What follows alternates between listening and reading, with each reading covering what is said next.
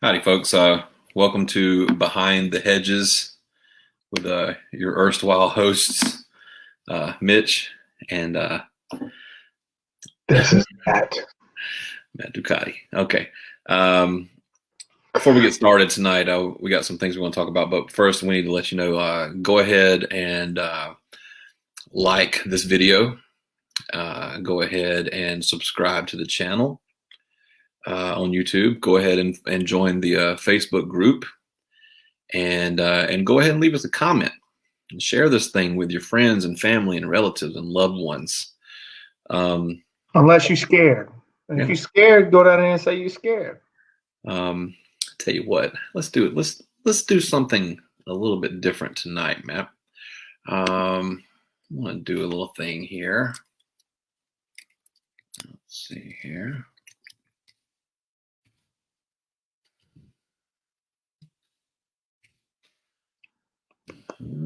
What you doing? Watch this, buddy. Uh-oh. And bam, look at that. Oh, check it out. Neat. All right. What is it? All right. Listen here, you people watching home. If you type that thing into your browser, you can come on the show and you can talk. No.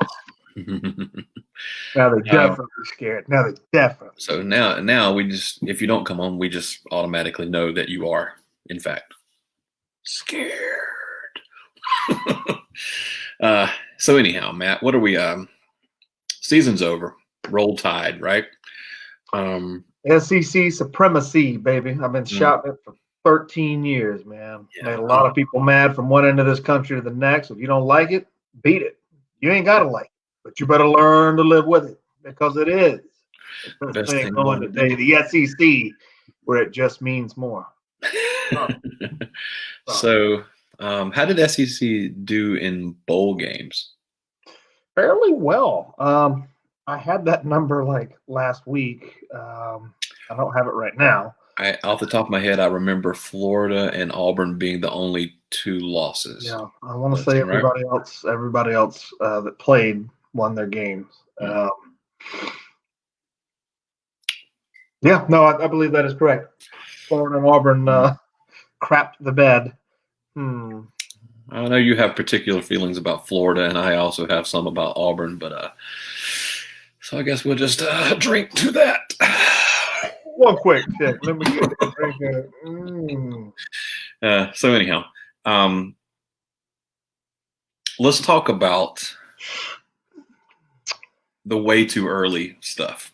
All right, season just ended, so we're on the way. We're barreling towards 2021 now. All right, Happy New Year, everybody. So let's get this thing started. Right around the corner is I guess late signing day now, February the 5th, and we'll have spring games this year, presumably spring practices, and full summer, all that.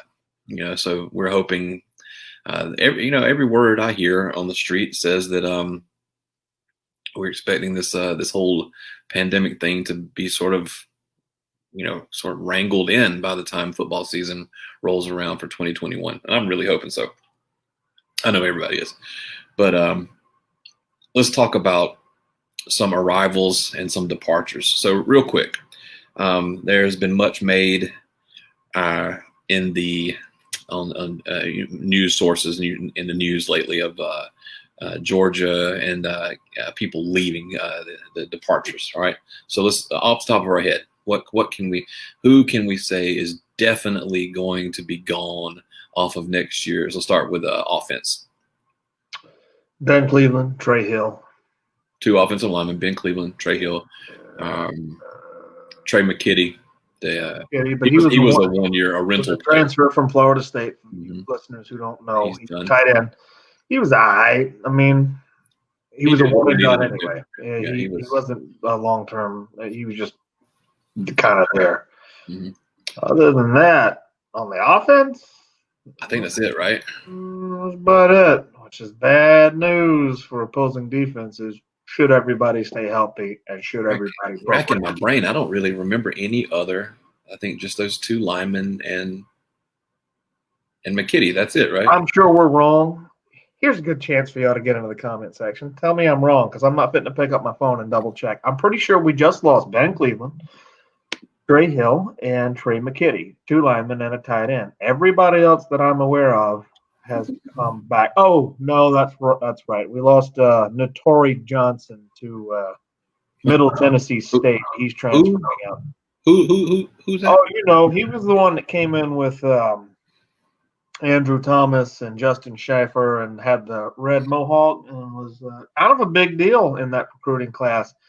Couldn't cut it on the O-line, switched over to D-line, couldn't cut it over there. Then he couldn't play because of grades, and then finally he just said, portal. Going to Murfreesboro. I'm not making fun of him, man. Hey, I wish him the best, but he didn't pan out. I mean, that is what it is. He was like a high 4-star. I think they wanted him. They projected him at guard, and he saw the field in very limited amounts, and never, like you said, he didn't pan out. So we're losing him. That's all I got. Yeah. Okay. So special teams, we're returning everybody, right? So I mean, kicking, punting, returning, all that's going to be the same. Defense now. This is where the attrition sort of kicks in.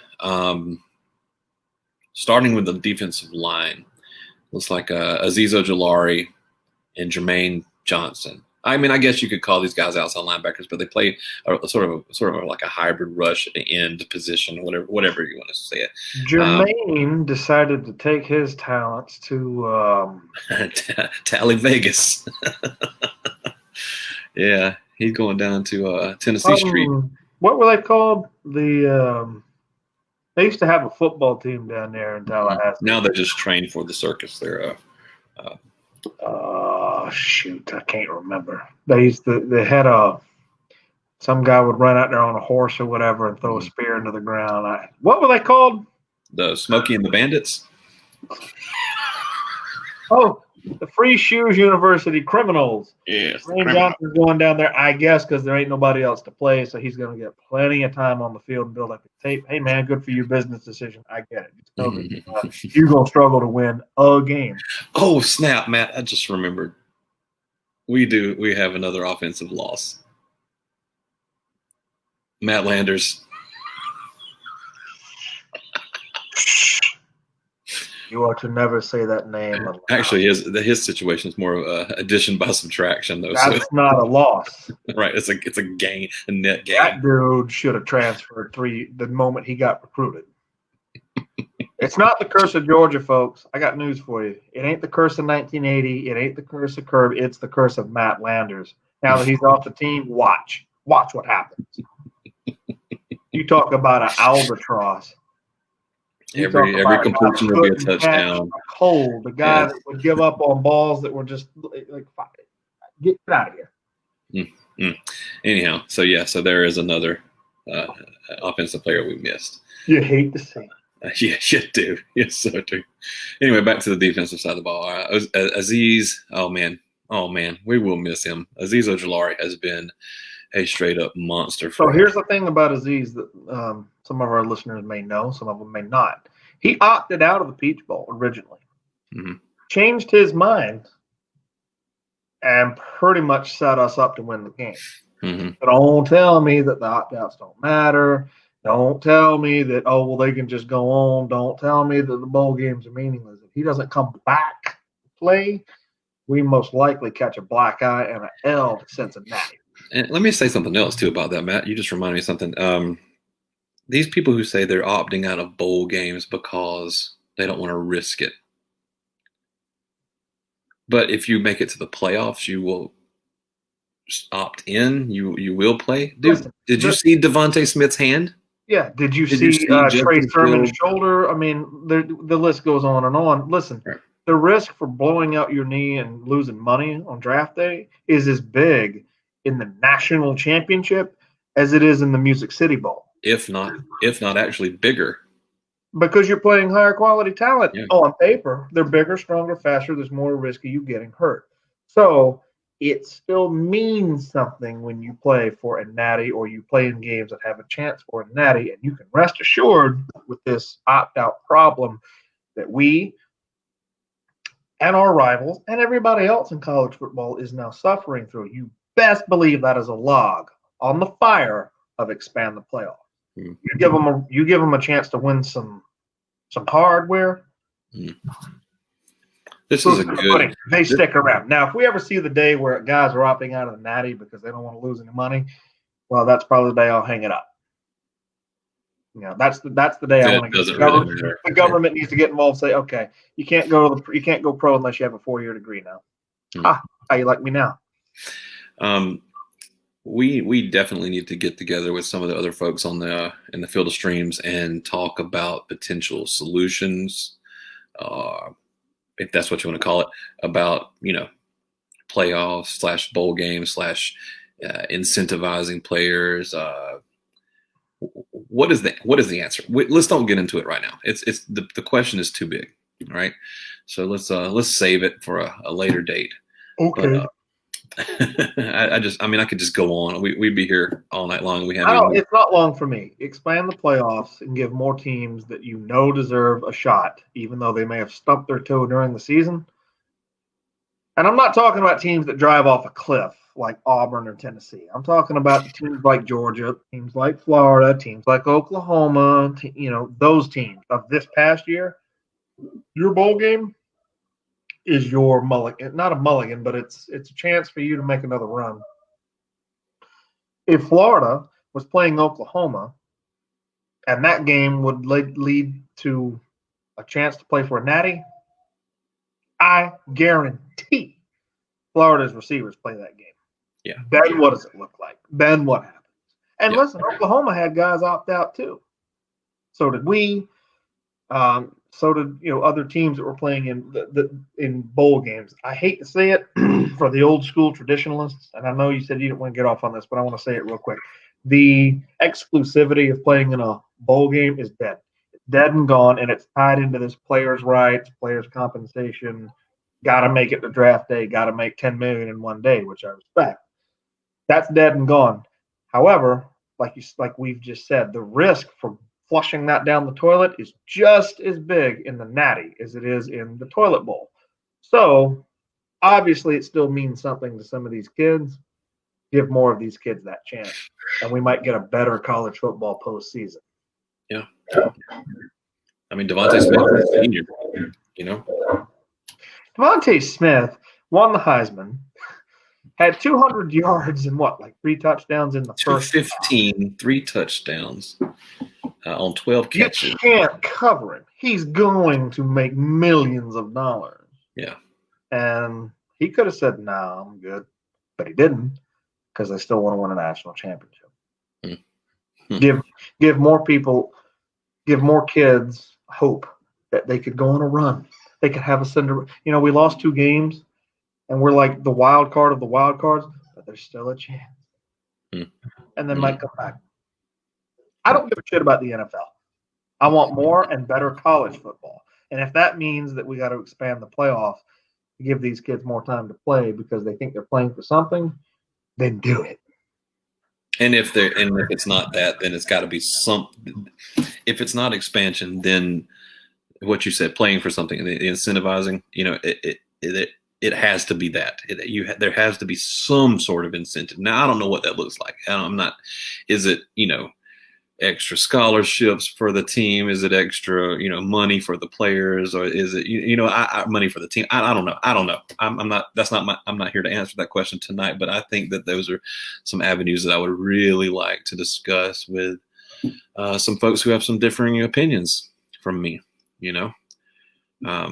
what's wrong with leaving it the way it is? Because then you get Oklahoma. Before we move on, I want to touch on that last thing you said. What's wrong with leaving it the way it is the fact that this last national championship, if you want to talk business, you want to talk brass tacks, drew the lowest ratings in the history of the national championship because, one, people are tired of Alabama seeing the same 4 teams, that being Alabama, Ohio State, Clemson, and just Notre Dame, Georgia.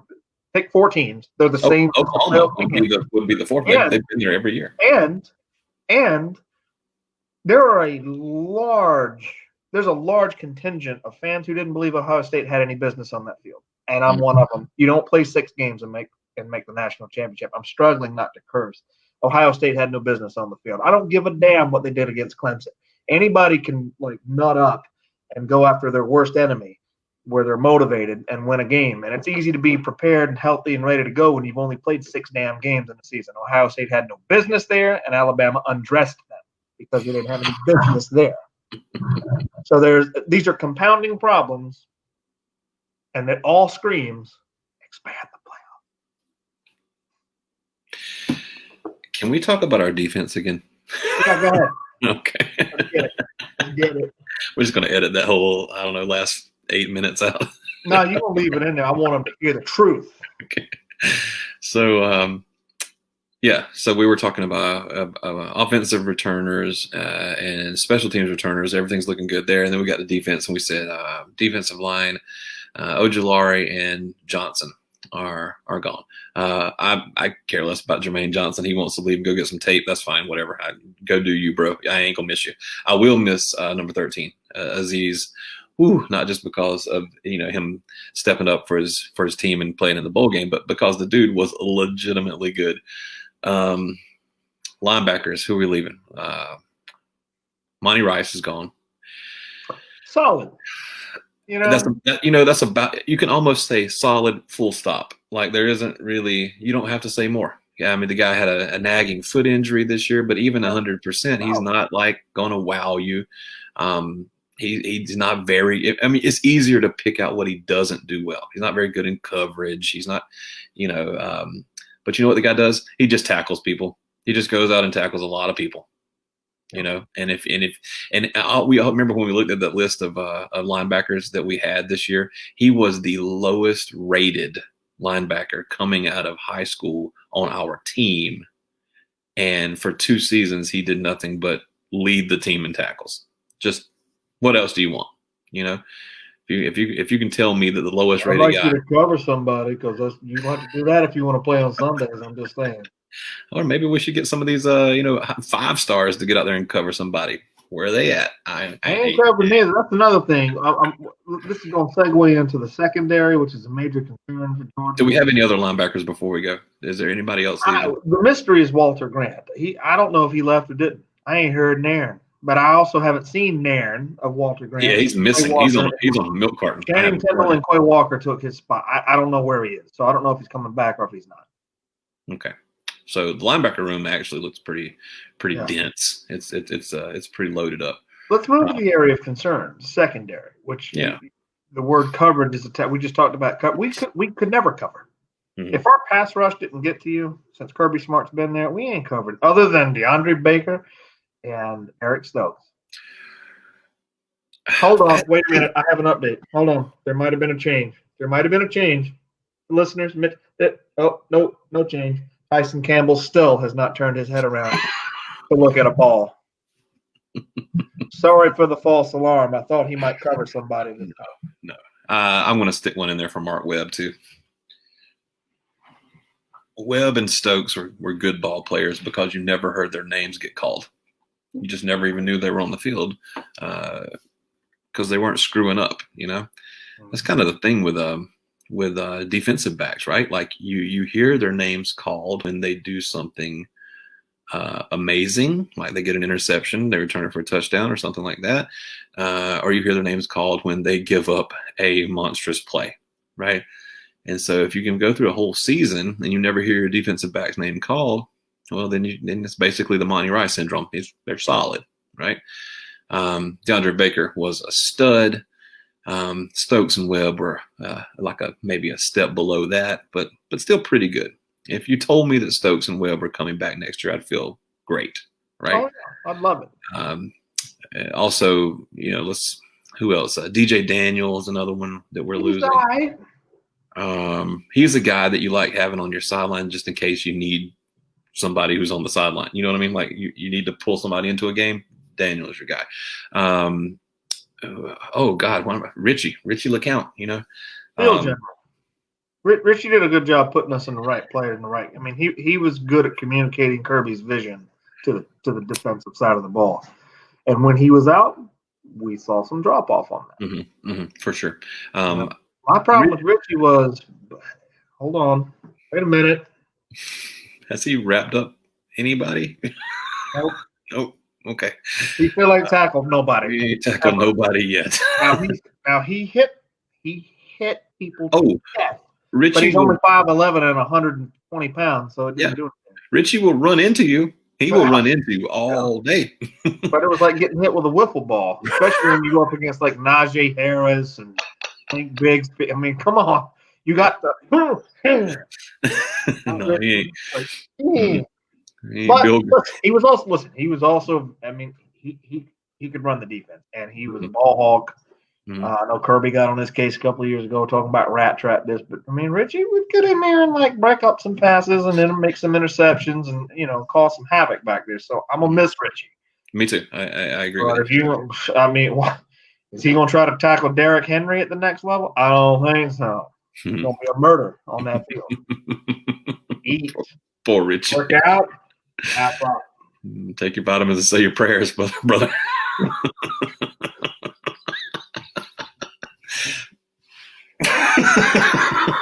Richard, look out, that's for you. And I love you. Don't take this as a diss, because it's not. But look, quit trying to run into people. Start talking about eat and drink your Ovaltine. Listen, man. Derek Henry don't give a shit about. Deion Sanders made a career out of not running into people. All right, so so anyhow, so basically that's the bad news, right? Like this is what's happening. We're losing all this. That's the bad news. Let's talk about some good news. You want to see some good news? I got a little visual aid here that we love some good news. So let's employ this. So starting back over here on the offense here. Ooh, numbers. What do they mean? Beautiful numbers. All right. So what you see here is a list of all of the receiver. We're looking at wide receivers now. So we flip back over to the offensive side of the ball. These are your receivers who are coming back next year. Yeah.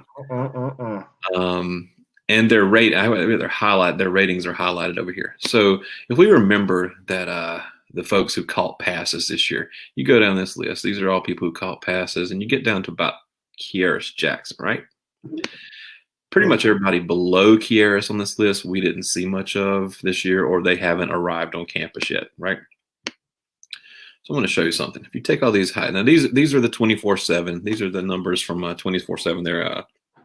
They're composite ratings, and these numbers come from an average of several different recruiting sites, including ESPN, Rivals.com, et cetera, et cetera.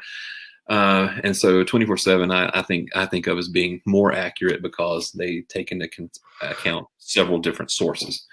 So anyhow, if you look at these, what is this? This is the top 7 receivers right here, right? Yep, 7. Yeah. Take your average there. Average is like a 0.97. 0.97 for receiving core. Dang, man, that's if you got 7 dudes. For people who don't know or give a shit about this, let's just break it down to them. What do other schools typically see on this ranking? What if we're a 0.97? What would your typical? Well, I mean, SEC school have typical SEC school. I would say SEC would probably trend a little higher than the average, But what would they have? I would say they would have somewhere between a 90 and a 95. Okay, so we're a little step above with the Kentuckys and the Tennessees and South Carolina. So in the East, I think last year's Florida squad. Oh God, with Tony and Pitts and Grimes and those guys, I would say that their numbers had to have been better than 95, that for sure, right? Like from 95 to 100, they would have been in that range. I don't know. Oakland, the receiving rooms that Alabama has trotted out for the past 2-3 years, absolutely top notch, like 97 or better. That crew that LSU had last year, yeah, absolutely. Clemson's another one that comes to mind. They have a ton of receivers. By the way, I just heard tonight that Justin Ross is coming back next year. Mm-hmm. Let's see. But then you get down, if I was coaching at Oklahoma, that's another one. If I was coaching at a team, it's just any sort of mid-range Northwestern. Okay, Northwestern. They tend to finish towards the top in the Big Ten, right? If you told me that my receiving room was going to average 85 to 90 at Northwestern, I'd say, okay, that sounds about that right range.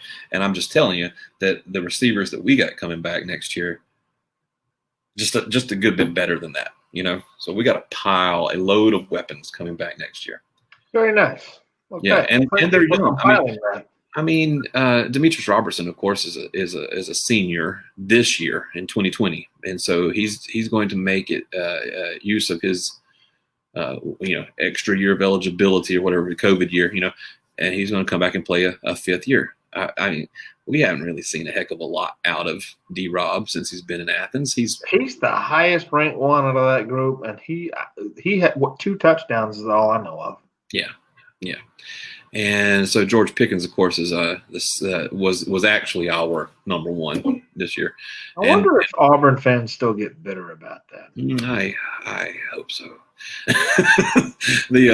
But here's the thing that people may not realize: Dominic Blaylock, Marcus Rosemy, Jack Saint, and Aaron Smith have seen the field very little. They didn't. In fact, Dominic Blaylock didn't see the field at all this year, and Rosemy broke his leg against Florida. That horrible accident. And but up and up, he only had like 2 catches. Aaron Smith only got like 2 catches on the season. Both of them got TDs. Yeah, exactly. I mean, so these are guys that battled through some injuries, but look at what their ratings, dude. They are highly rated athletes, and if these guys can come back from those injuries, and they are expected to, by the way, man, it's just a lot of weapons. There's a lot of weapons. So what else you got? Yeah, let's scroll on down a little bit. Tight end room. We won't say much about this other than Big O right there. Good looking tight end. 6'7", 260, freshman this past year. Be a sophomore next year. And then he's ably supported by a handful of guys. I'm excited about this Brock Bowers kid. Rising freshman, 6'3", 225. He grades out pretty well. He's what you said, one of those country strong white boys, Well, he's a country strong white boy from California. I don't know if you've noticed, but Kirby has all of a sudden flipped some kind of little switch in California. We're getting some skill players from California. You got Milton, you got Bowers, JT Daniels came literally out of left field. Yeah, and I'm not abusing the word literally. That took everybody by surprise. I remember when the news broke, a lot of the experts who had him going here, there, and otherwhere, they were like, what? Yeah. Georgia? Why? Well, stick around, right? Ye shall see. Let me say this. Darnell Washington is going to be a treasure. He's going to be a treasure. The kid's got all the gifts. And he just needs to sort of grow into his body a little bit, right? You were saying, what was it? You're saying he's like. Let me pause. Well, I'll tell you what. Let me extrapolate on that. If you've ever seen the Lord of the Rings trilogy, and you are familiar with an Ent, he is an Ent. He's one of those giant redwood tree people that you can't stop, you can't block, you can't cover. But he also can't move. Right, he gets the ball, he catches the ball, and then falls down for 20 yards. And I'm okay with that. I love you for that. That's 20 yards for you falling down. But what happens if you could control your body and then go on, the rest of the 40 yards and score? Because nobody can chop you down because you are an Ent. 6'7", my ass. That dude's 8'3", 500 pounds, pure muscle. Darnell Washington. You keep an eye on him. He's an Ent. He's an Ent among men. Running backs. We got some Jesus. We got some news. Was it today that we? What you laughing at? Oh man, when you said he falls down for 20 yards. Well, yeah, he's an ant. If I chop down a redwood tree, it falls down, and just 20 yards later, I see the end of the tree. That's Darnell Washington. He falls down for as far as Marco Wilson can throw a shoe.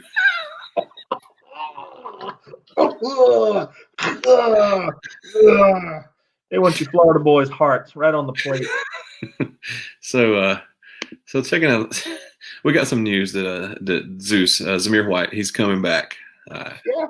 We were a little bit concerned that he might, because he's listed as a sophomore, but he's really a redshirt sophomore. He had those knee injuries that he had to recover from. So anyway, he could have gone on to the league if he wanted to. But our entire running back room is coming back.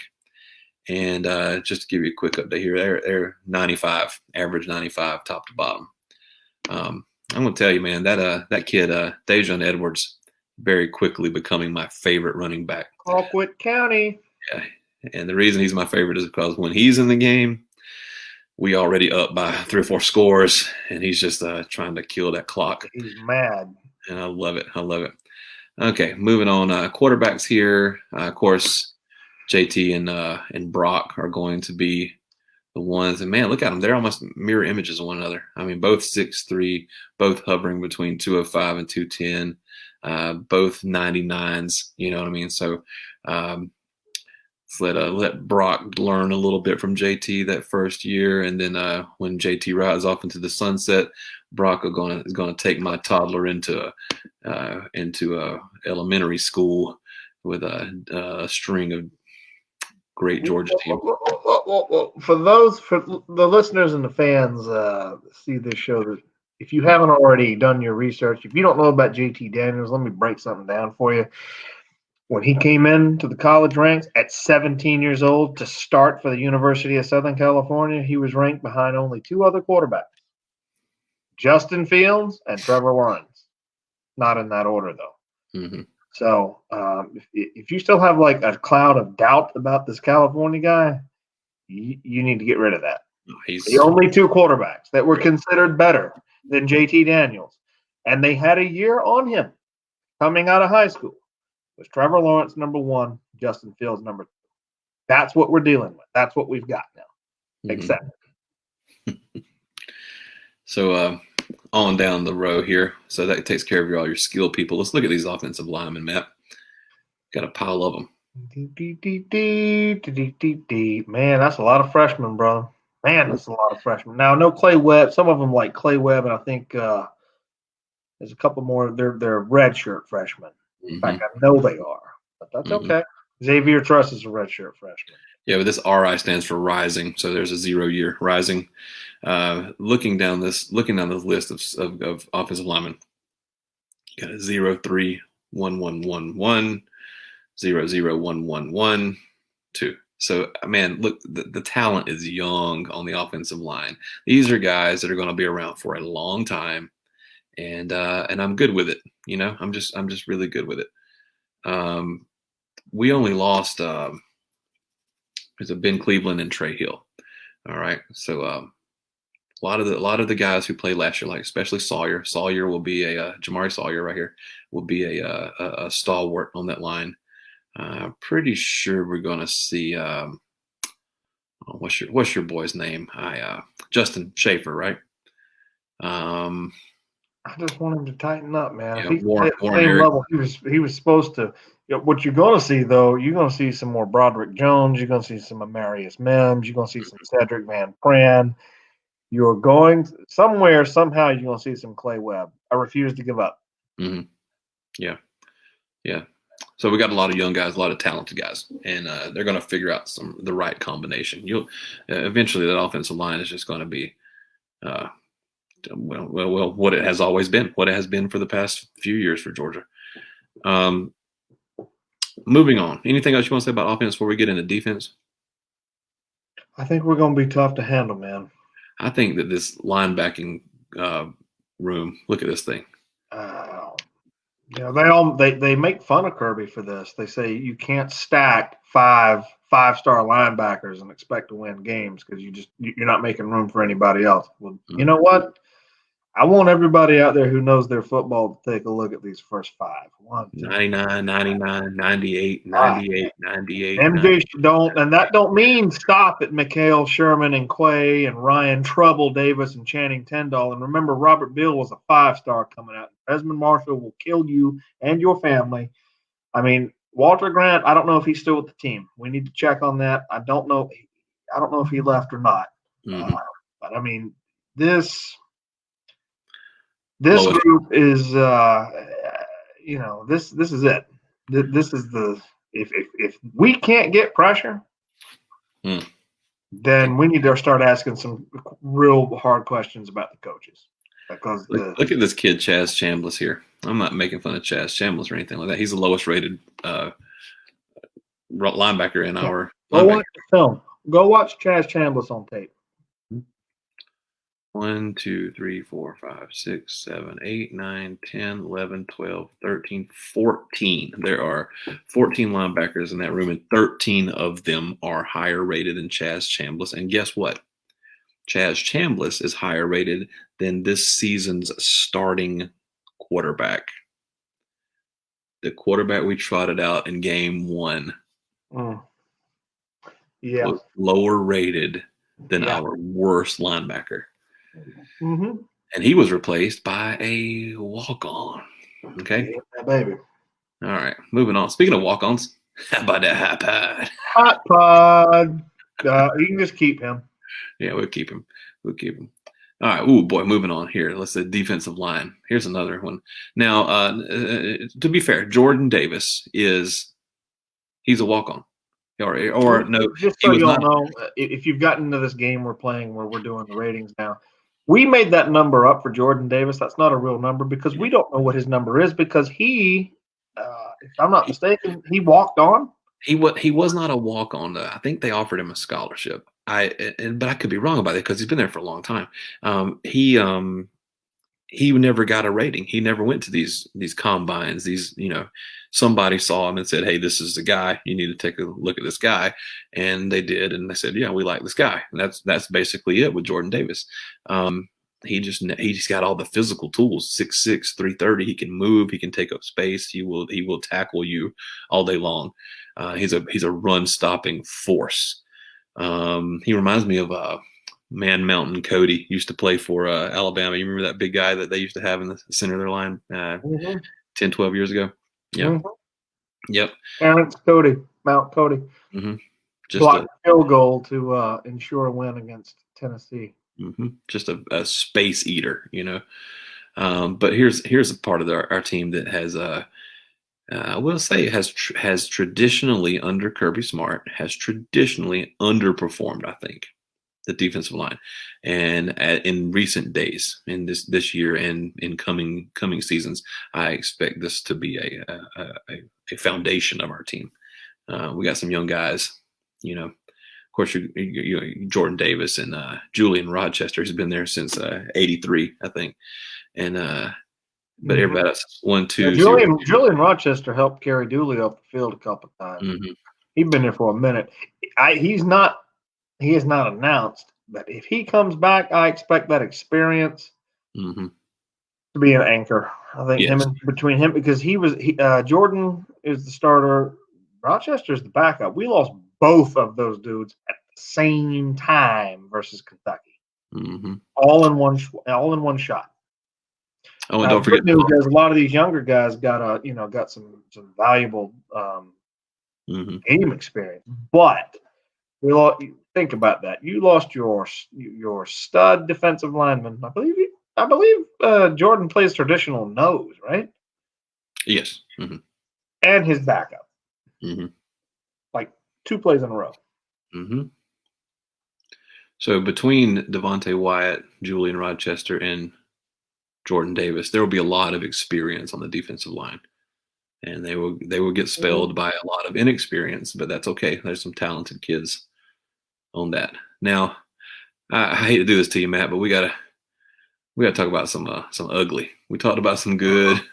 and some better. We need to talk about some ugly. Well, it's not, it's not ugly when you look at the rated talent, but it's ugly when you look at this list and you see the names that are gone. Mm-hmm. Richard LeCount. Another thing that's ugly is that there's the experience level. Eric Stokes. By far our least experienced defensive unit. Mark Webb. Mm-hmm. Lewis Seen is going to be the most experienced player in our top 5 rated defensive backs. All right with that. Lewis Seen is the Boba Fett of the Georgia defense.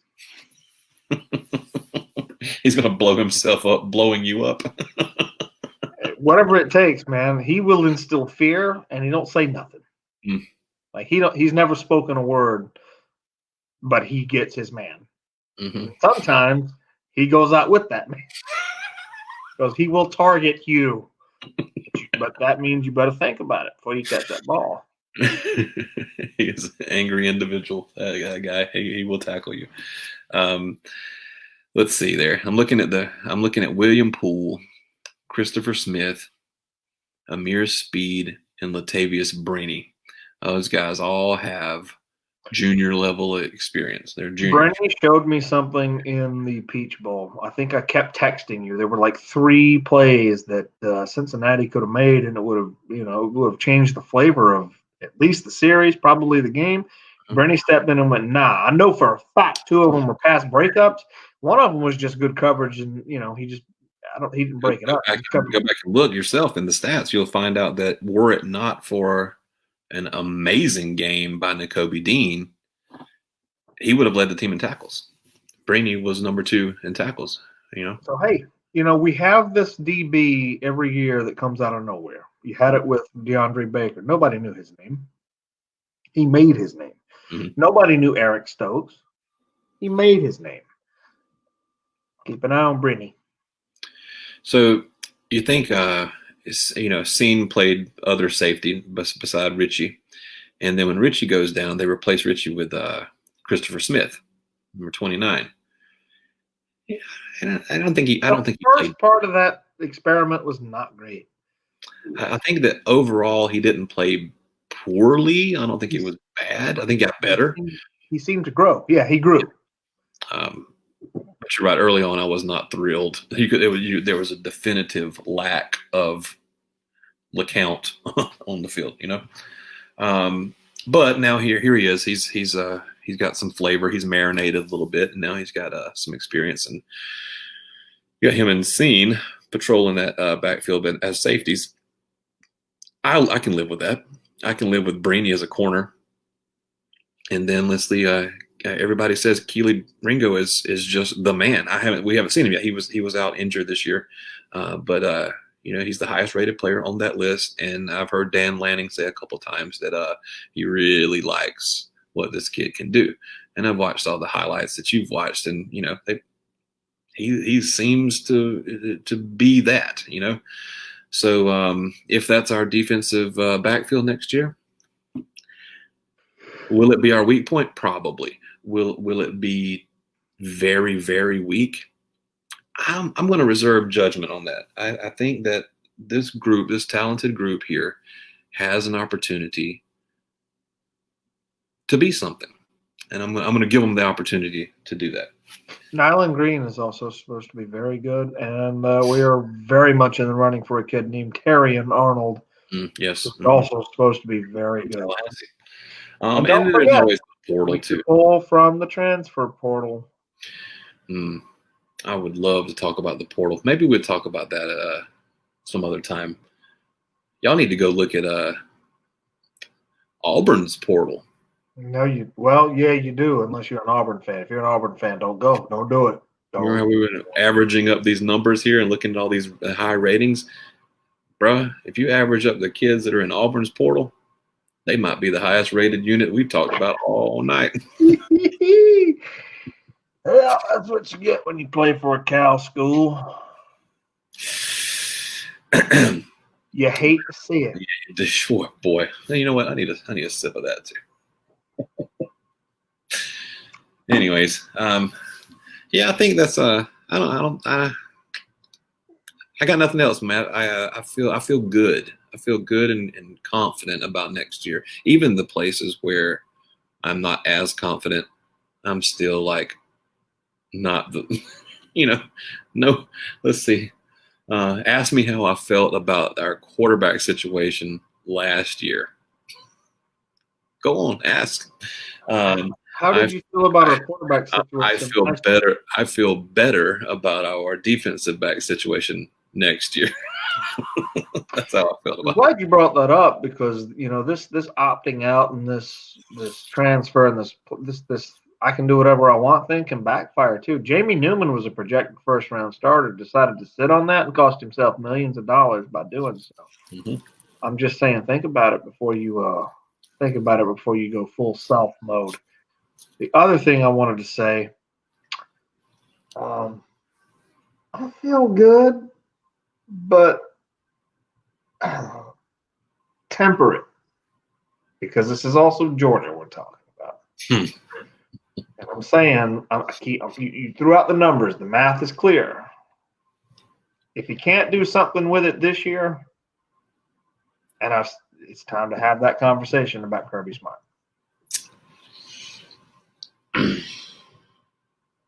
I think I told you we were texting back and forth the other day, and I said, I'm going to, by the time Brock Vandegrift leaves Athens, I'm going to need at least one national championship, at least one, and I might like to see more than one. So let's get one now. Look, the good news is we're going to find out real quick. We're going to find out in Charlotte because Clemson we open with Clemson.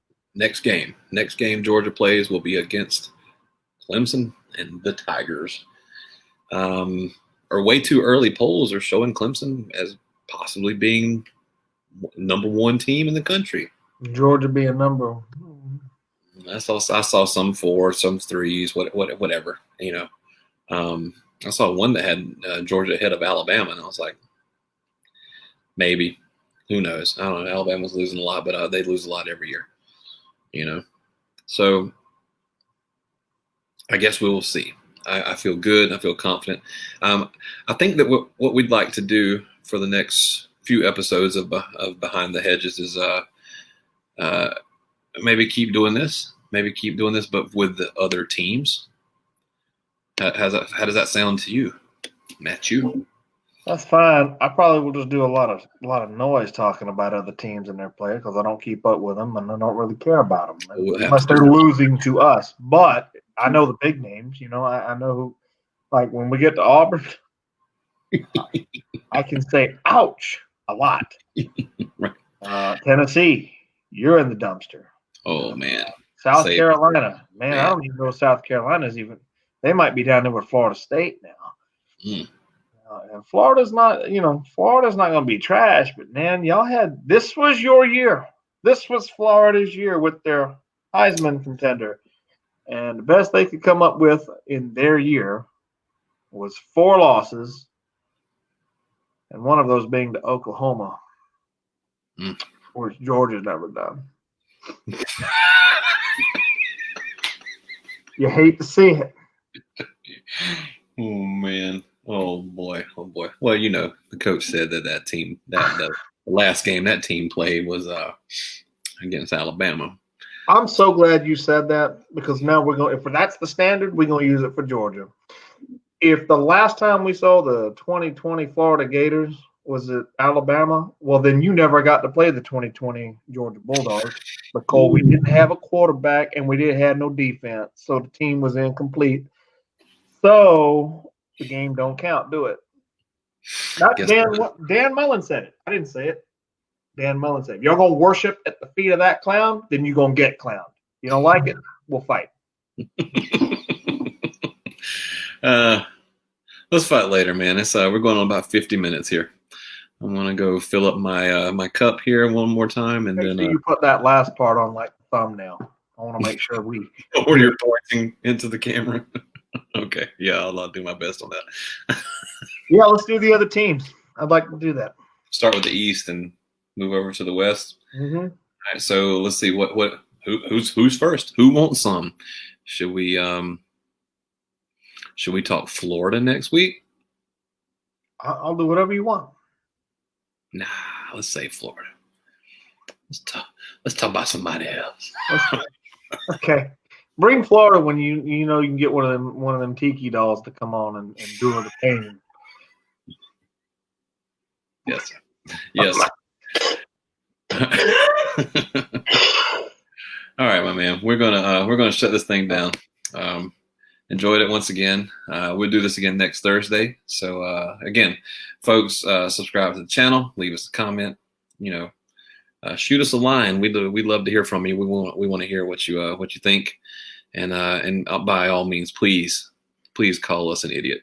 Make us famous so we can make money off the internet. That's all I want. I just want to be rich off the internet, man. Then I ain't got to go to work no more. Just do it. Do it. All right. Catch y'all next time. Later on, Matt.